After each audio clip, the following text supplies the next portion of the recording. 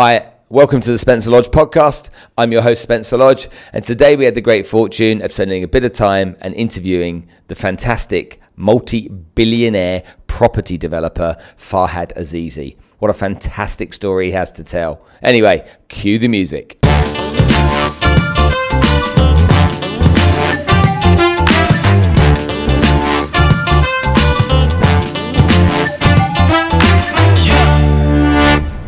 So Farhad, in your jeans and a shirt, nice to see you again.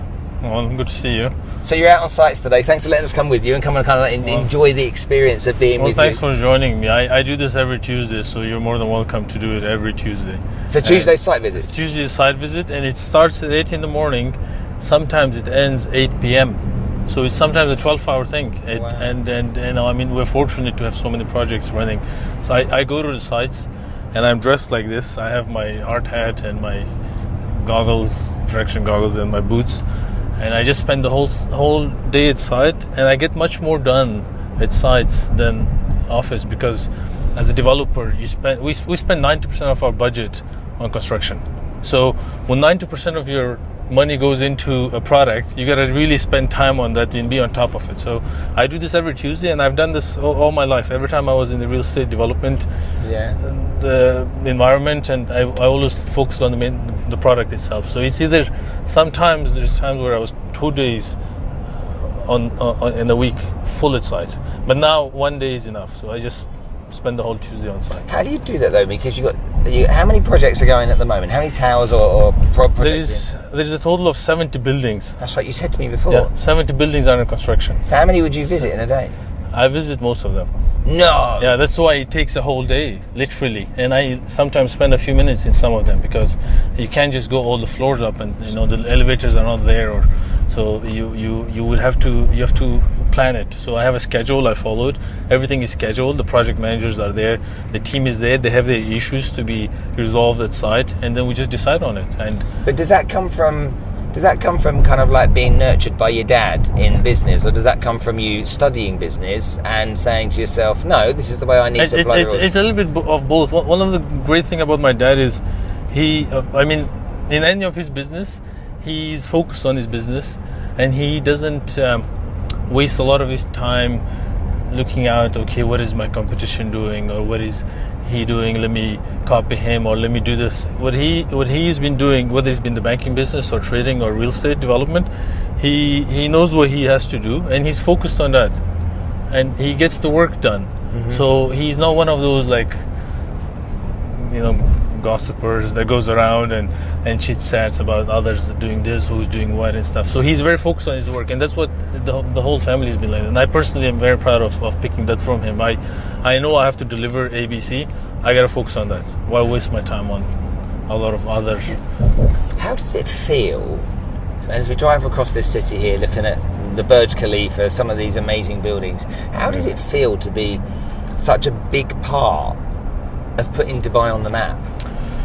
Well, sometimes it feels a bit overwhelming, and it's sometimes better not to think about how many projects we have started and we're working on. 70 buildings is a lot it's insane. And these are not villas. There is 120 more in the pipeline. So they are under design stage and all that. So it's a lot of buildings, and I go to some of these sites. We're going to go to one now, and you will see the magnitude of this. You have to deliver. You have to build the streets, the landscaping, the building itself. You have to do the whole infrastructure work. It's a lot of work, and if you put all the numbers together and the number of work you have to do on all of this, and look at all the schedule, and sometimes it could get overwhelming, and that's why. When the team is there and the team is good and they're all focused on getting the work done, and the support we're getting from every authority here, they're very supportive when it comes to the land department or to the authorities that approve the designs and all that.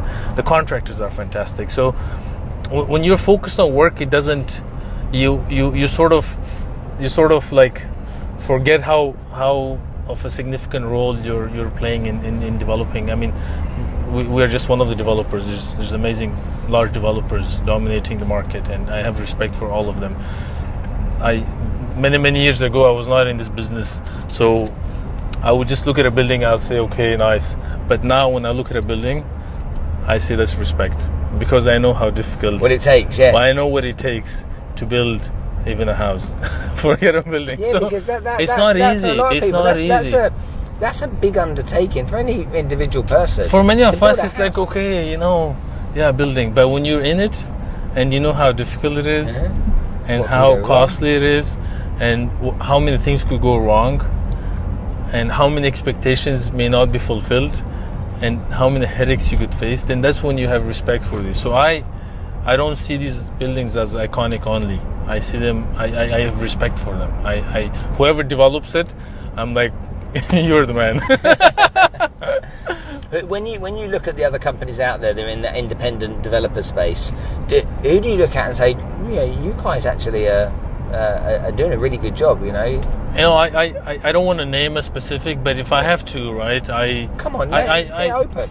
Look, I have a lot of respect for Emaar. I go downtown. I lived in downtown. I lived in Burj Khalifa, right? Okay. And when I'm in downtown and sitting in any of the coffee shops, I look around and it's Emaar all over, and I'm like, this takes a lot of work. This takes a lot of. It takes a lot of planning. It takes a lot of thinking. It takes a lot of hard work to get where they have. And today, Emaar is not a massive developer of Dubai or UAE on a scale worldwide. Globally, a developer like this could go and develop in any challenging environment. So for them, I have a lot of respect, and from them, I learn a lot. From a lot of activities they do, I look it up and I say, you know what, they probably have the right thinking behind it. Let's see if we could do something similar. So I admire their work. And I live in their community in Emirates Hills.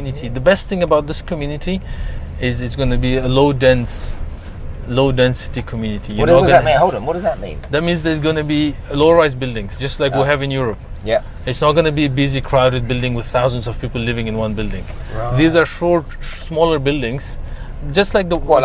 A G plus 4 or a G plus 5? Yeah, they range from G plus 5 to G plus 8. Okay, that's it. That's it. So and you have the shopping mall, you have the water, and there is big spaces between these buildings. So it's not a crowded community, and that's one of the things that's been attracting a lot of our clientele.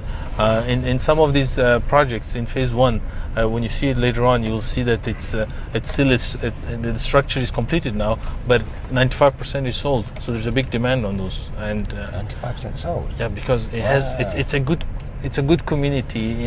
It's not far from Burj Khalifa. You can see it. It's not far from Sheikh Zayed Road. Wide avenues. And close to the new mall that's coming up, the Maidan Mall. Yes. You have the water. There's a lot of green area, a lot of facilities. So that makes it a very lovely community.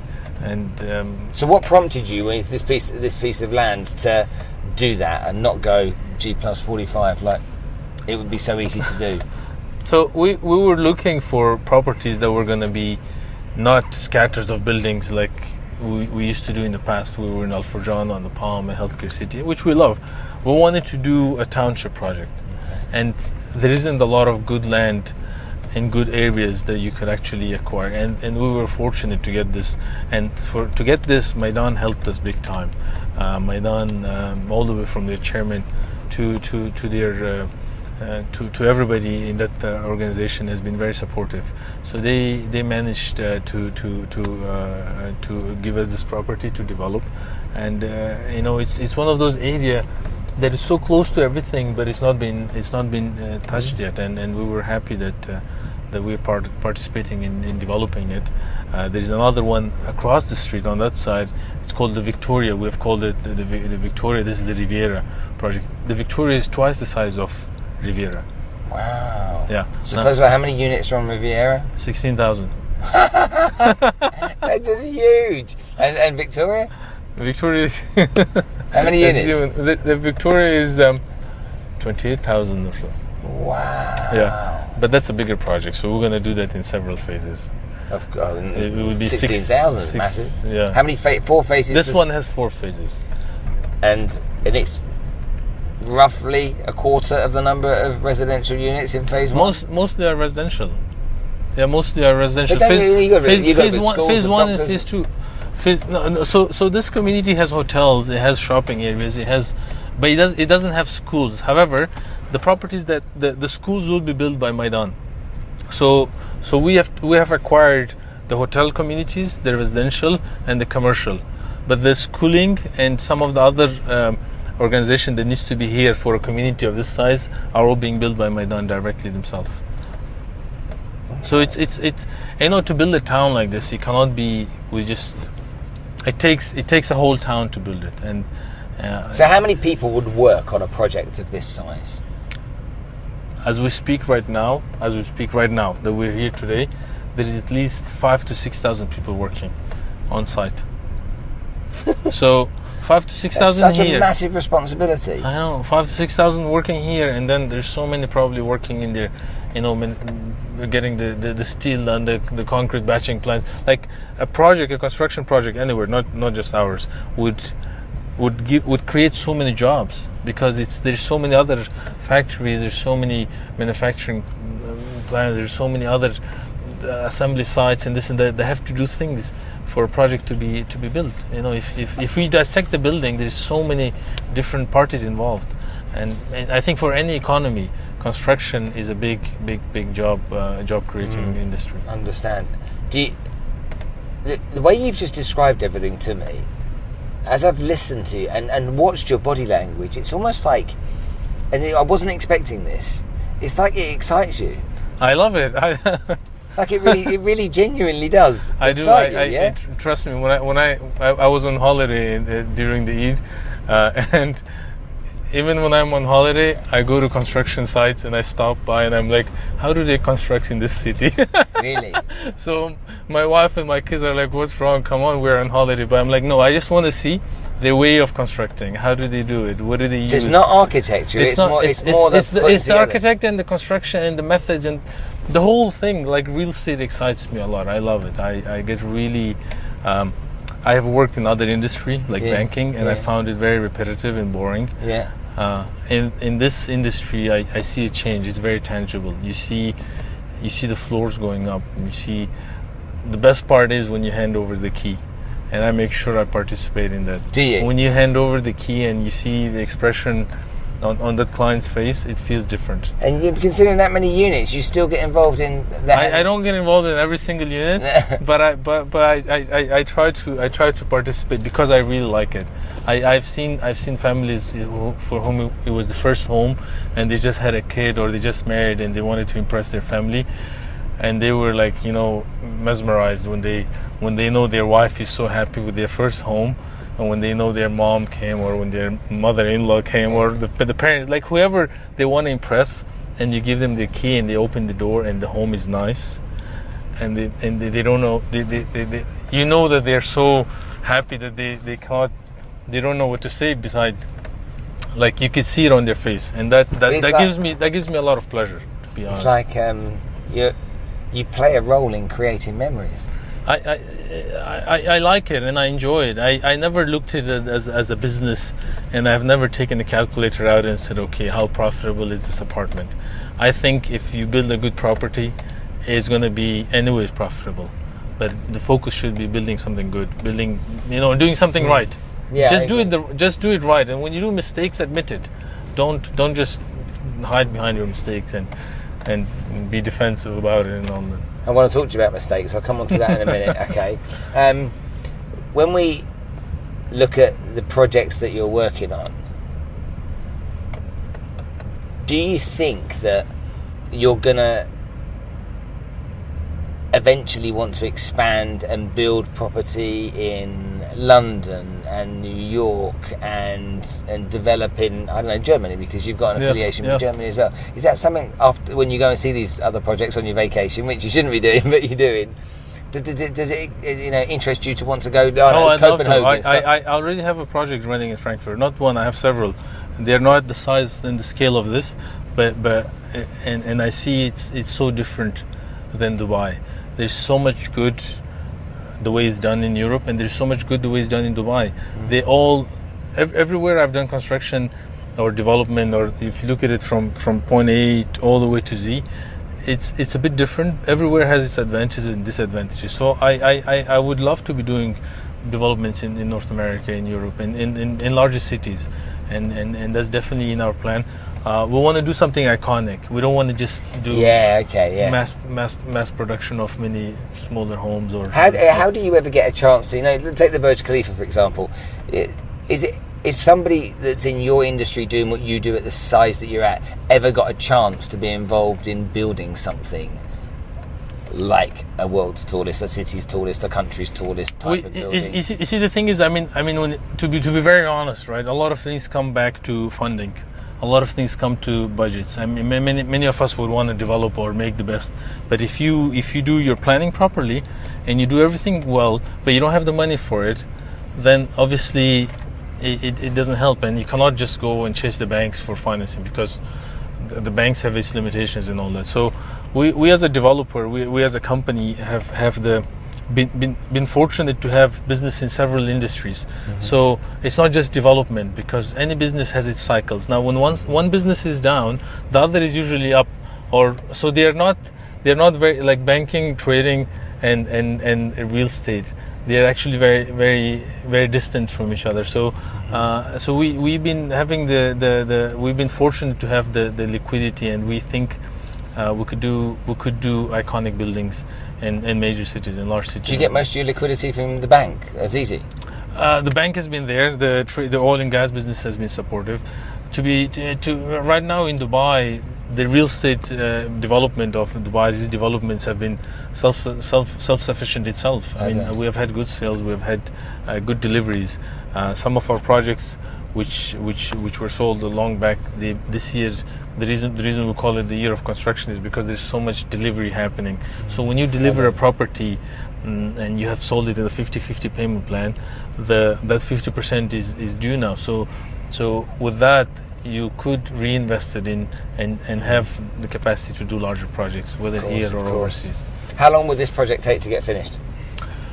It's going to be delivered in phases. So if you look outside your window, you see that's like some of the structures are completely done. A lot of the materials are on its way. Phase 1 will be, the delivery will start from January 2020, from next year basically. Yeah.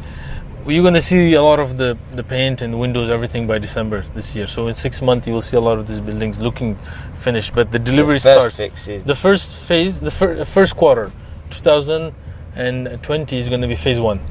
Okay. But in phase 1, there is about 15 buildings. Of those 15, there will be 3 or 4 that will go to phase 2, the quarter 2, and then it's followed by phase 2, which is going to be delivered by the 3rd quarter of 2020. And then it's phase 3, which is going to be the last quarter and the first quarter of 2021. And how good are you at keeping your times and delivering? We've been good in certain projects. In certain projects, we've been delayed as well. So, when a project is delayed by a developer, one of the things that some clients know, but some they don't know, that actually is the developer that has the biggest loss.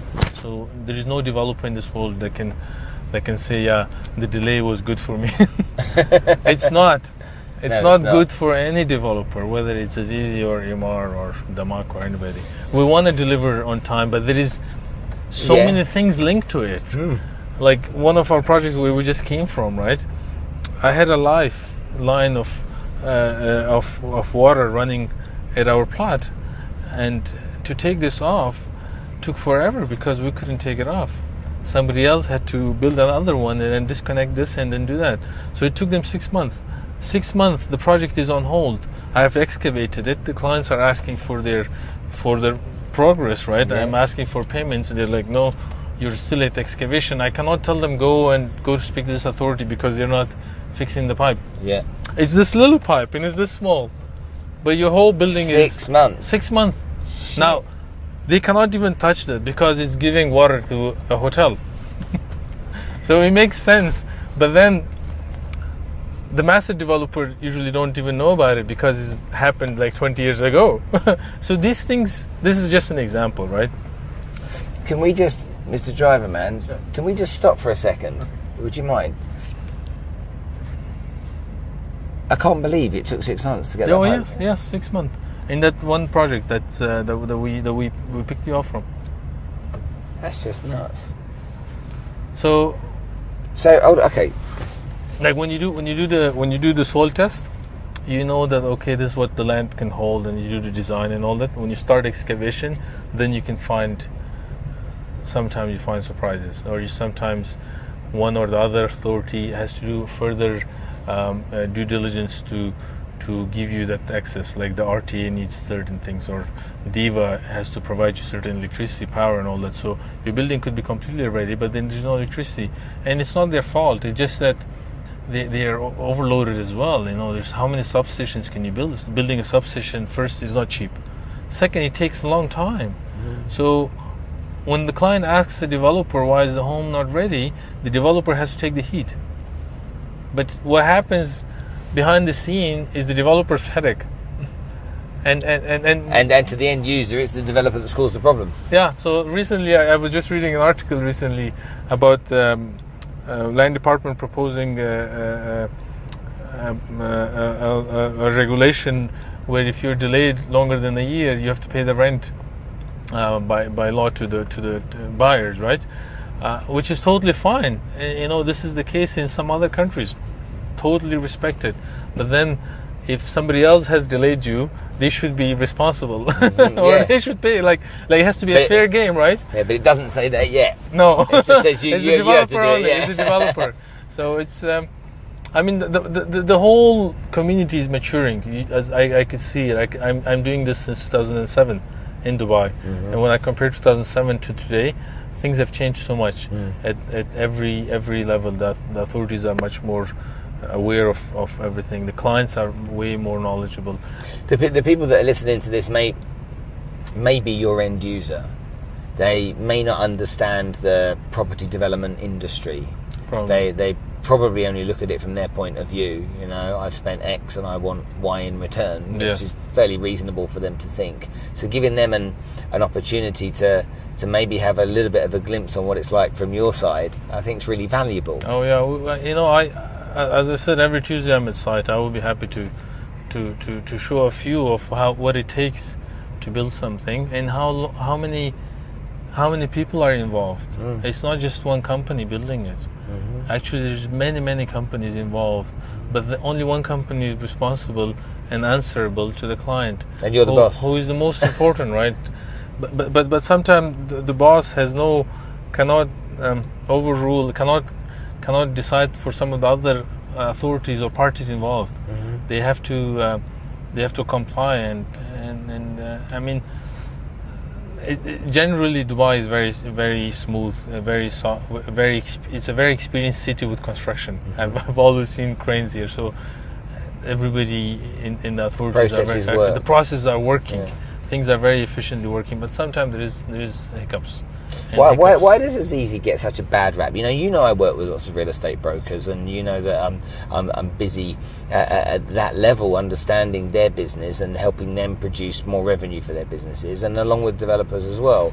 And when you talk about Azizi, before I had a real understanding, I would say, the typical names, the Miras, the DP, Dubai Properties, the Emars, the Azizis, you kind of like, you fall into one category to me. And yet, okay, and I know I'm doing this on camera, and I know you're probably not prepared for this, but I want to give you a voice here, because I don't think you do. The real estate brokers out there have got often.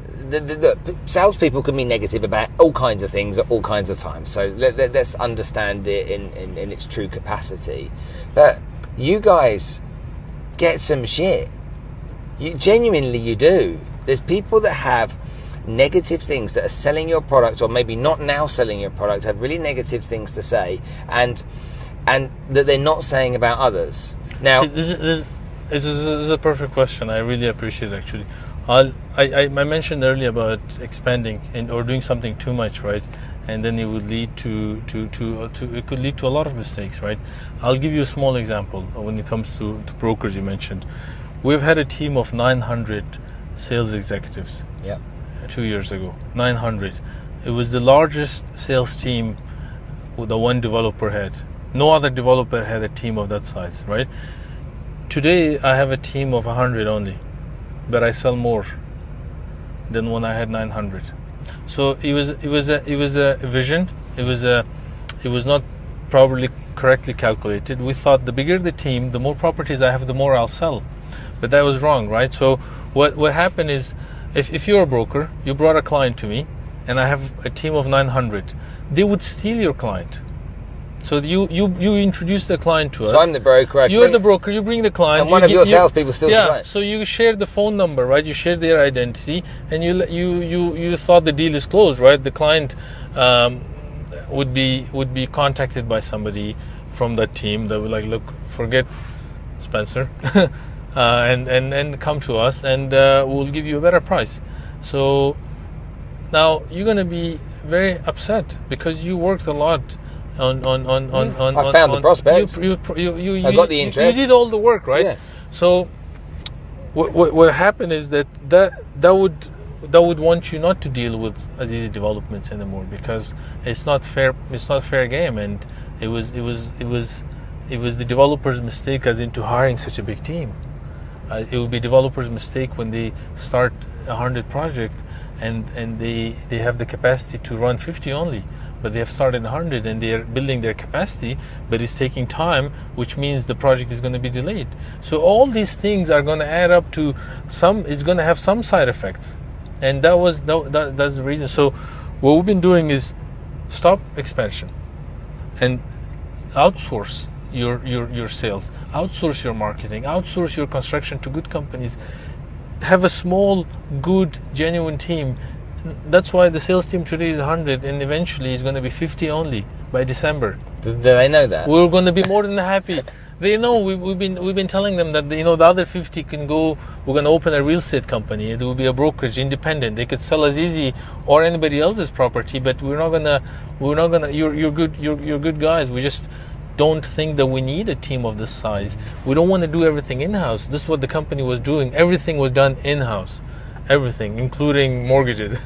So that led to a point where we had upset brokers, we have some upset customers, we have some upset contractors, we have some upset people at land department. They're like, we have too many complaints, this is not good, fix your thing. So we have changed everything 180 degrees. Today I'm only thinking one thing: become customer centric. Yeah. Focus on your customer. Focus on customer doesn't mean that I'm going to just be nice to the customer and take their phone calls and fix their problems. I'm going to make sure I build the right homes, the right quality, sell them at the right price, be responsible for the customer's ROI. They have to be happy with their property from A to Z. Their property in 5 years should appreciate. So I have to do the research. I got to find it to be built in the right location. Customer centric, to me, that's the new thing. Everybody in the office, even if it's the engineering department or the sales department, or everybody has been like told that, look, no more expansion, no more launching new projects, no more of rush. Your focus has to change to customers, and everything is customers to us now. And I'm very determined that by the end of the year things will be very different. We're going to have very happy customers, happy brokers, happy land department, happy everybody, because we're going to just focus on our work. So that's the plan right now, and it's working so far. So far it's been good. And that's fantastic to hear. Genuinely it is. And when I think about that though, who made those mistakes in the first place? Well, I don't want to blame anybody, but who was running the business before you? Well, as I said, I don't. It was a team. It was always a teamwork, right? So it was the style of running it. I know you don't answer the question, but I'm going to ask it because I want to understand it. I want to say, if that kind of like everything in-house was the first approach, and it's now literally turned on its head to no, that's the wrong approach. Whose idea was that approach, and why was that their idea? What was the benefit to doing that? So, whoever the person was or the team was, they had the intention was always good. That's what matters. When the intention is not good, then nothing works out. The intention was that, okay, I have so many projects, I have to make sure everything is available in-house. Otherwise, the third party would not care about it as much.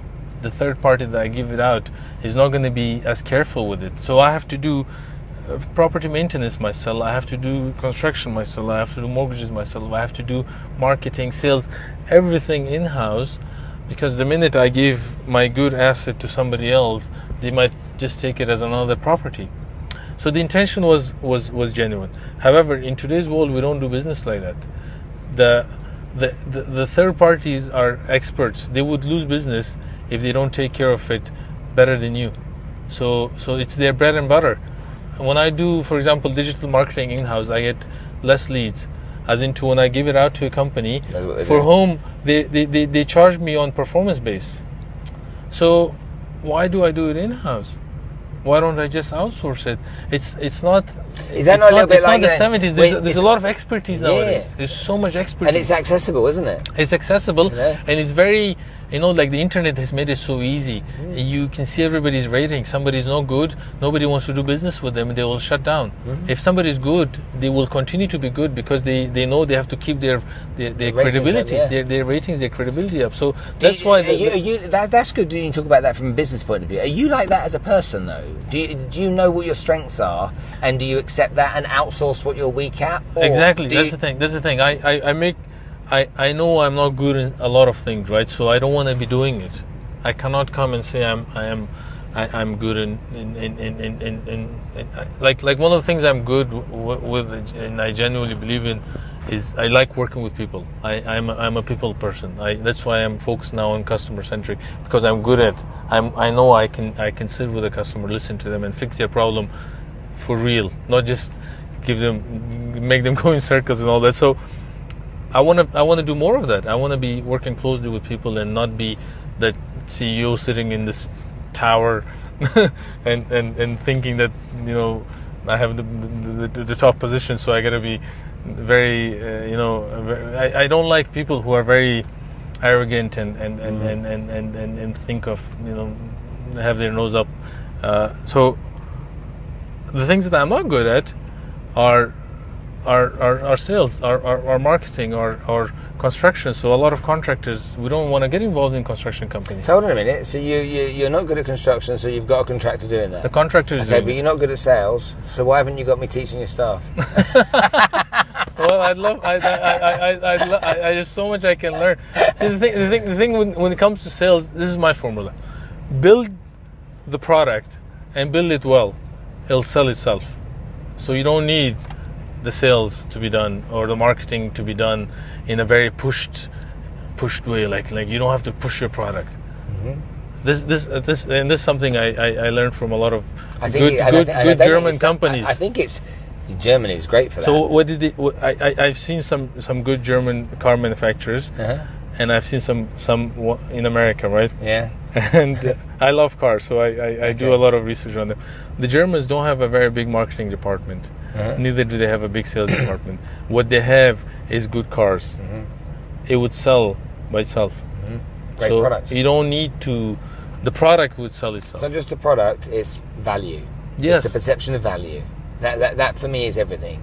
Exactly. If you can create something that, if somebody pays you $1 and they think it's worth $1.50, everybody wins.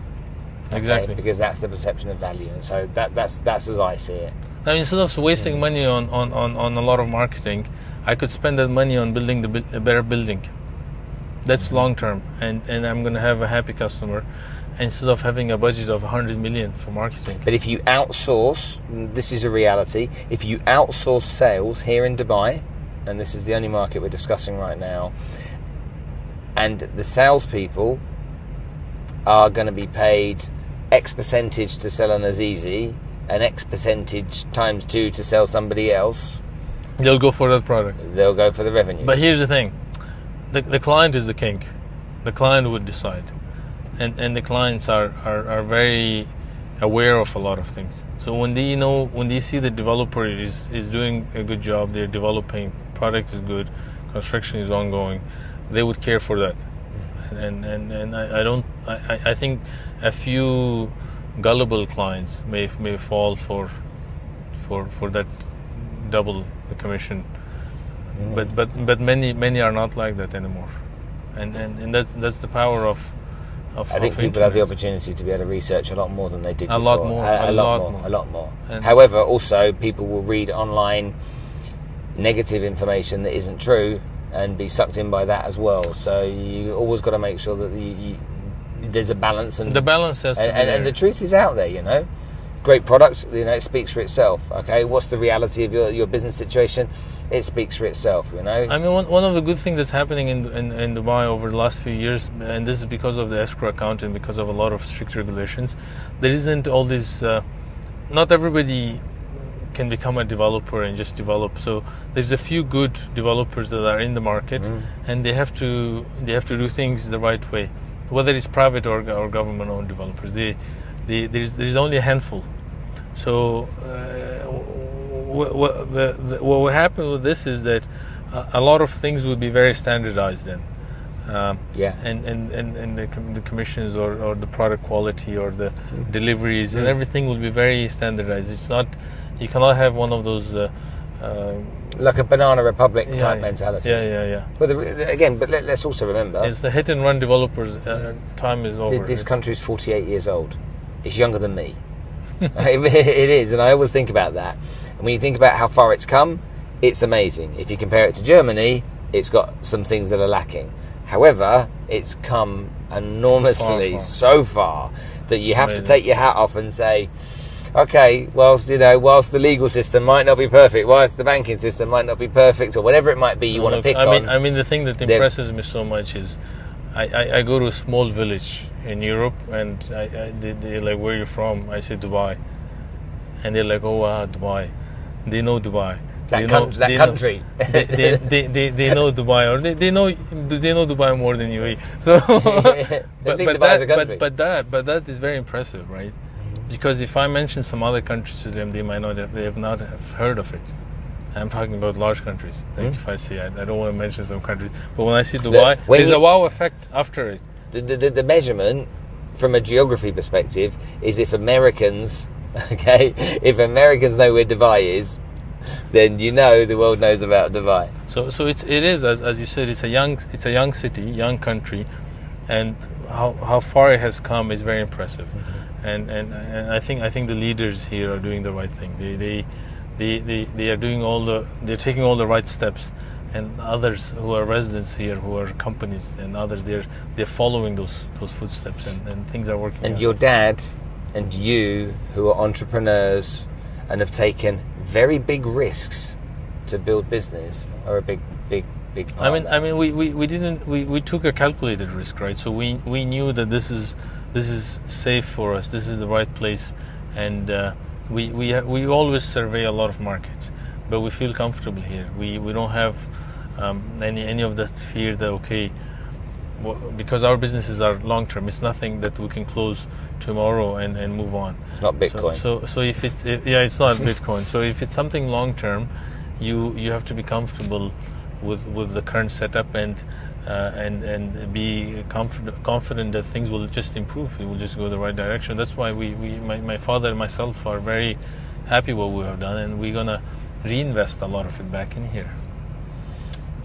I really appreciate, I know you're a busy guy, I really genuinely appreciate you taking time to come and sit and chew this over with me and share with my audience in Dubai your story, what goes on and what's in your head, really, because I don't think people get access to that kind of stuff. No, thanks for arranging this. I wish I could give you a walking tour, but it's really hot. It's red hot. Just so everyone knows, it's really, really hot outside. It's really hot, and I have a lot of respect for the laborers and the whole engineering team, because for us just to walk around it's hot, but for them they have to do hard labor. They have to work, and there's a lot of respect. It's red hot, yeah. I think it's nuts. Yeah, it's. Anyway, thanks for your time. One last thing, can I come and see your office? Yeah, please. Yeah, can I come to the office one day? Can you show me around and let me know what you're doing there? We're moving offices, but I'm still in the old office, and we've changed. I'd love to show you the change. Yeah. We have changed the structure of the company completely. Okay. And it's a whole different. There were 30 departments, and I'm bringing it to 4 departments. So we're actually going to have a part 3 of the Spencer Farhad show. No, literally, and you know what I'd love to do, and this through this recording, I'd love to take. We experience so much. I'd like to take those mistakes and mention it, so that other developers or other businesses wouldn't have to go through that. I literally have more sales with 100 people than 900. Look, it means that means I was paying 800 staff salaries and other expenses for no reason. Yeah. So I'd like this to be, other developers not to do the same mistakes. Or when we talk in the office sometime, I'll show you how much we have changed. Yeah. From the way we've been doing things. Now we did it firsthand. We experienced it. So from 30 departments, I'm going to 4 departments now, and things are improving. 30 to 4. 30 to 4, 26 less departments. Wowza. And today we're not at 4, but I've reached 16. I've reached 15. But 30 to 16. But what happens is that things are so much different as to having so many. It's just when you're crowded, you actually slow down things, and you're not helping the business. You're not making it efficient. You think you have now everybody prepared because you have the expertise, and no, that's not the case. And I love to pass on that knowledge so that somebody else doesn't do the same mistake. Why do it? I think if the whole, in any company, whether they are developers or other businesses, they see this and they don't have to go through it, and we have already gone through it, so we have paid the expense for it, and I could share that knowledge. I'm doing something good for that. I've got one question I've got to ask before I finish, because people have asked me this and it escaped my mind earlier. All right, you're not going to like answering it, so you're going to have to. Please. Okay. Are you a billionaire? Myself? Yeah. I don't see myself as independent. I see myself as part of the family business. So I have my personal business. It's not here, and I don't want to do it here. I don't want to be competing with my dad or my family business. So it's overseas. That I'm definitely not a billionaire alone, right? But with our family business, if we look at all the assets, is your dad a billionaire? My dad probably is.